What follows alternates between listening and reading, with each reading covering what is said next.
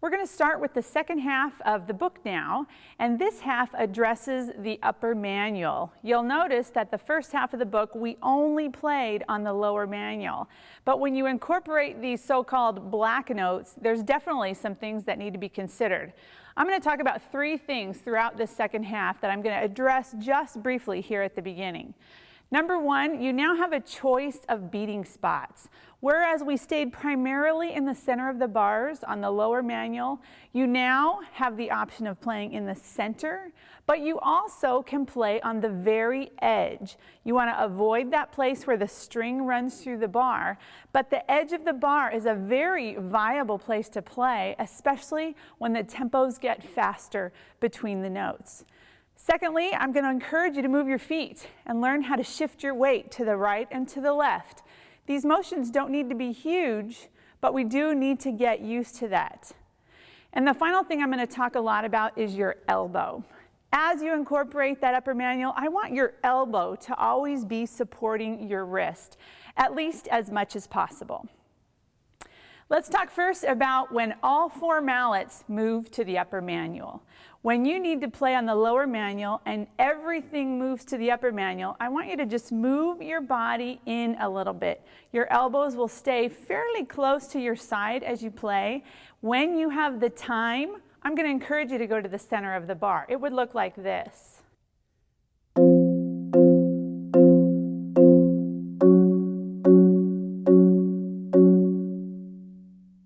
So all I did was a slight rocking motion forward.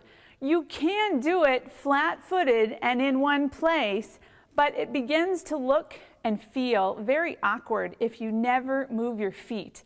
The marimba is a large instrument, and we need to understand how to move freely and comfortably around it. Next, when your mallets need to split the manuals, meaning one is on the lower manual and one is on the upper manual, you need to figure out how to move that elbow. Let's take the right hand first. If I'm going to play an A and an E, and I'm moving toward a B flat and an F, I'm going to slightly shift my weight over to the left. I'm going to play mallet 3 on the edge of the B flat and mallet 4 a little bit above center on the F. So it's not a big movement, but it is necessary in order to make it look comfortable and also sound good.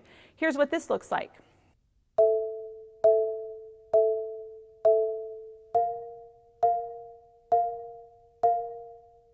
Again, it is possible to do this standing still, but I want to encourage you from this point forward to begin to experiment moving your feet just a little bit. The more advanced literature you play, the more you're going to need to move your feet, so I want you to start now. When you need to angle in with the left hand, it looks very similar. If I'm going to play C and G in my left hand, and I'm moving to a B and an F sharp, mallet 2 will strike the F sharp on the edge of the bar, and mallet 1 will strike the B just a little bit off center. My elbow is going to move into my body because I want to try and keep my elbow in line with my wrist as much as possible. My weight now is going to shift over to my right foot a little bit, and this allows me to play this inward angle much easier. Here's what this looks like.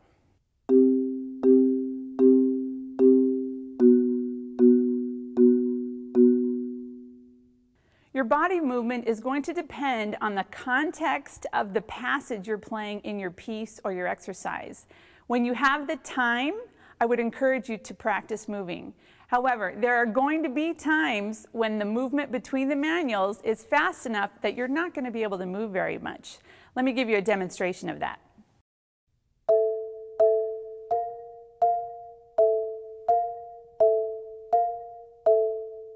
You'll notice when I played that, as the quarter notes came and I was moving between the manuals faster, I was not able to do as much shifting.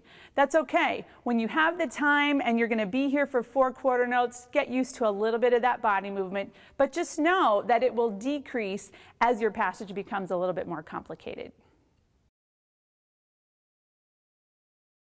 Just like you need to angle in sometimes, we also need to angle out. So now I'm going to put that C and G in my right hand, and I'm going to move toward the F sharp and the B.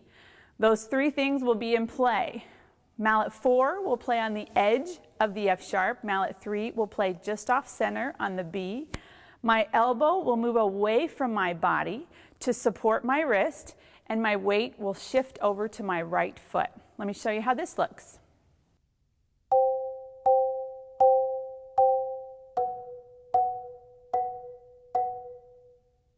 And when you move to that angle out with your left hand, it's going to look the same way.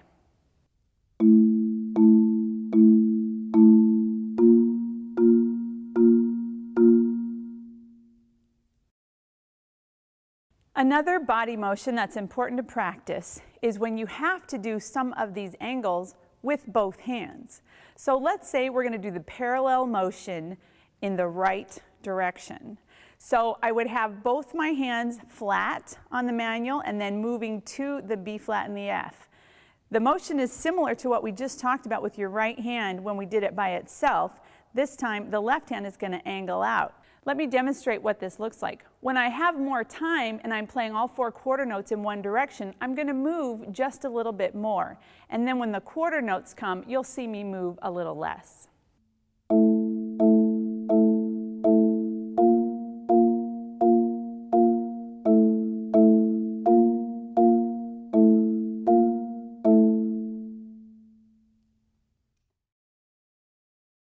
That was parallel motion. Now we're going to practice mirrored motion. And this is definitely 2 of the most awkward positions we ever have to play when it comes to marimba literature. This is when both hands either need to go in and split the manuals, or both hands either need to go out and split the manuals. Let's take B major for an example. If I need to play a B, D sharp, F sharp, and a B, I am going to step out of that chord, put my hands really close together, if not touching, and play on the edges of the upper manual and just off center of the lower manual. This is awkward, but it's your job to make it look like it's not awkward. You need to make sure you resist that temptation to lift your shoulders. Let me show you just 4 quarter notes as to what this looks like.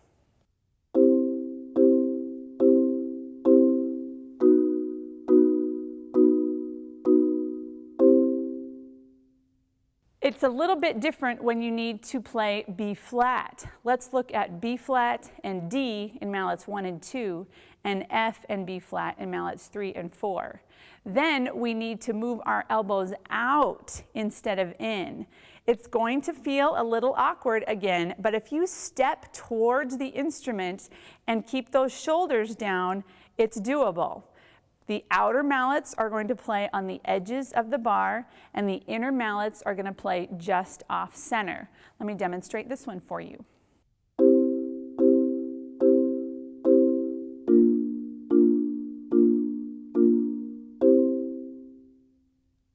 Right now I'm just showing you some concepts that are going to be used throughout the second half of the book. You don't need to practice those exact exercises now. We will get to them later, and then I'll give you some really good exercises you can do over and over again to make sure those positions feel more comfortable.